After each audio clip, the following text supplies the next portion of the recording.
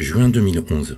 La ville de Saint-Laurent-du-Maroni, sous-préfecture de Guyane, organise la commémoration de l'abolition de l'esclavage où se déroule pendant un mois théâtre, concerts, poésie, expositions, slam et même un marathon en forme d'hommage aux esclaves en fuite, ces fameux Noirs-Marrons, dont les descendants peuplent majoritairement la région aujourd'hui.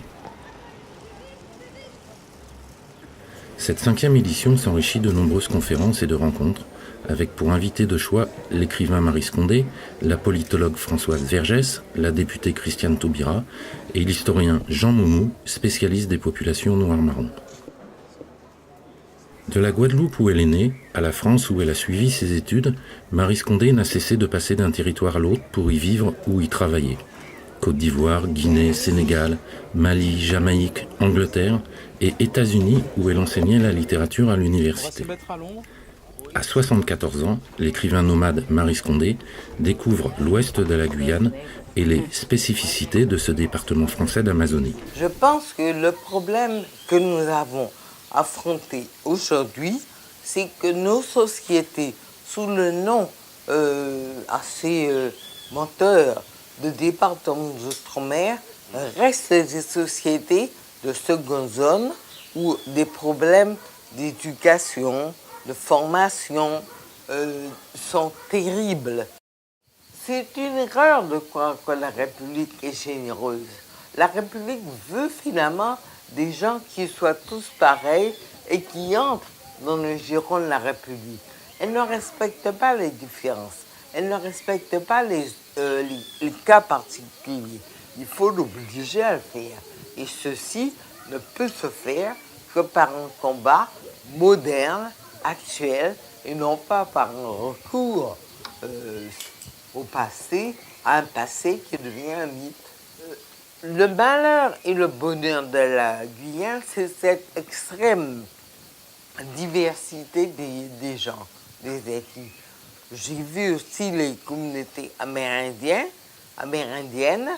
qui m'ont rappelé des groupes que j'avais rencontrés dans le sud des États-Unis, au Nouveau-Mexique.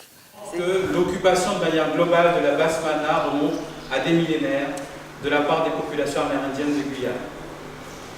Donc ce bassin de population se traduit aujourd'hui au travers d'une occupation que l'on a de Kalinia de l'autre côté du Maroni, donc au village Galibi. Ce sont nos frères, nous parlons la même langue, nous parlons la même culture. Malheureusement, l'histoire étant passée par là, l'histoire nous a malheureusement séparés. Et quand j'évoque cette partie de l'histoire de notre territoire, c'est bien sûr pour arriver très rapidement, glisser très rapidement à cette période de l'histoire qui a vu cohabiter sur la Guyane et sur l'ensemble de l'Amérique du Sud des populations originaires de ces territoires et des populations qui, par le biais de l'histoire, par cette partie malheureuse de l'histoire de l'humanité, a ramené d'autres populations sur ce territoire en question.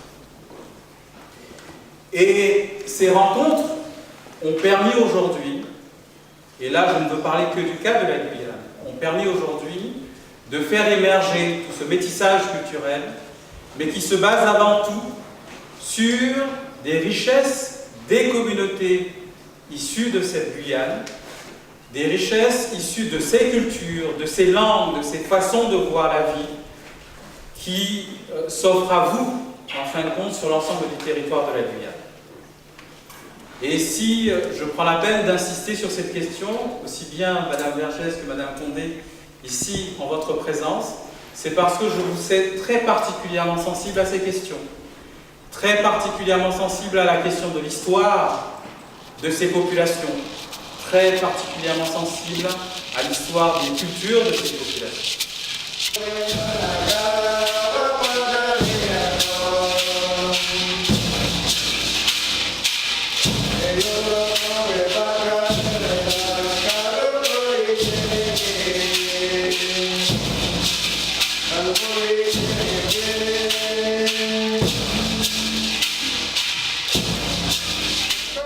Après Mana et Awala-Yalimapo, situés sur la façade atlantique de la Guyane, Maryse Condé va gagner le village d'Apatou à l'intérieur du département, là où la route s'arrête. Seul moyen de transport pour aller plus loin, l'avion ou, plus communément utilisé, la pirogue.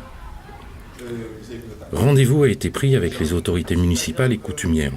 Pour Maryse Condé, la figure mythique du nègre marron, si souvent utilisée dans ses livres, prend enfin forme. Ces descendants d'esclaves auto-libérés sont aujourd'hui plus de 100 000 à vivre dans la région du Maroni, des deux côtés de la frontière avec le Suriname, avec leur propre langue, leur culture et leurs rituels magico-religieux.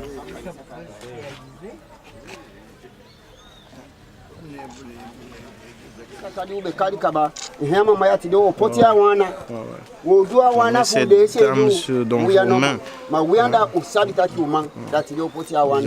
êtes dans le village de la justice, hein, donc agissez en sa faveur.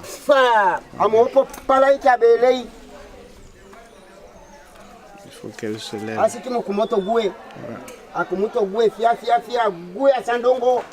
Il faut que ça, tout ce qui l'embêtait, tout ce qui l'a tracassé, doivent partir au soleil couchant. Et tout ce qui est bien doit provenir du soleil levant. Pour le fait qu'elle regarde le soleil levant.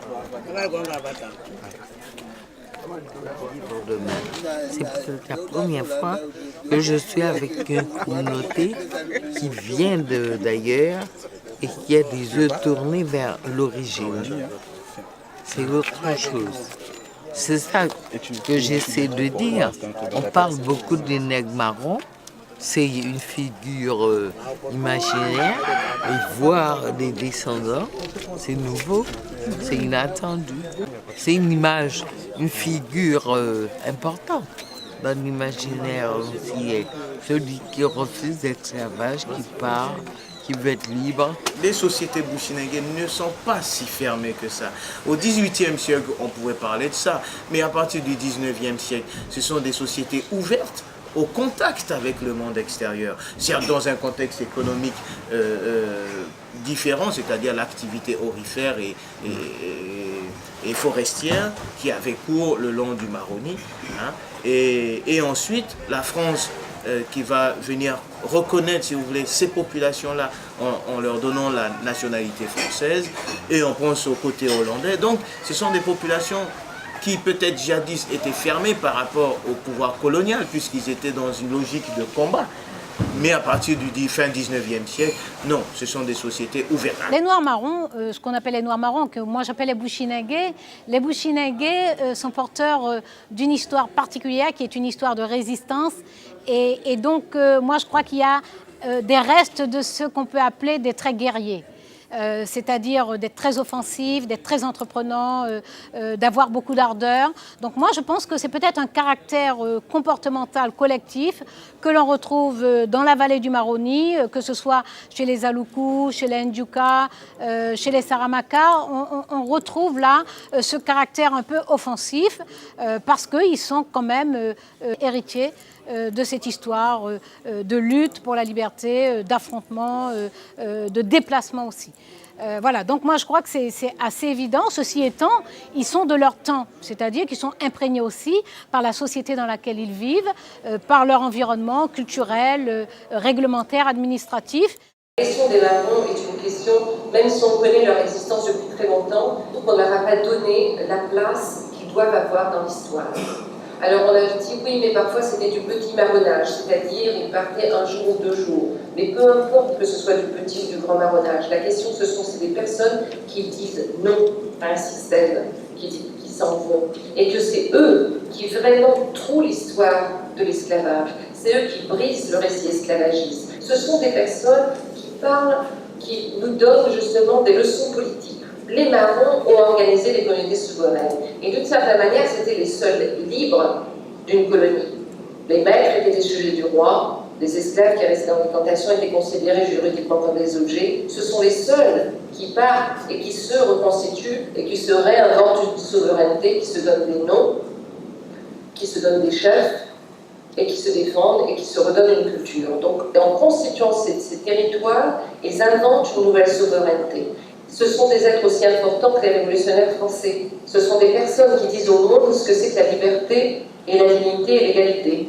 Ce sont donc leurs paroles sont aussi importantes que les textes politiques qu'on nous présente comme étant les textes historiques de l'universalité des droits. Les marrons, tous les esclaves révoltés, disent quelque chose de l'universalité des droits, puisque cette universalité des droits, proclamée par l'Europe, elle est quand même exclusive, puisqu'elle exclut de son principe des millions de personnes. Et ce sont les esclaves qui se révoltent, qui disent « nous appliquerons l'universel de ce principe. Nous dirons que, effectivement, tous les hommes naissent et demeurent libres et ont droit, et pas seulement certains qui ont eu un privilège de l'amour. » Donc ce sont eux qui donnent vraiment une universalité à ces principes.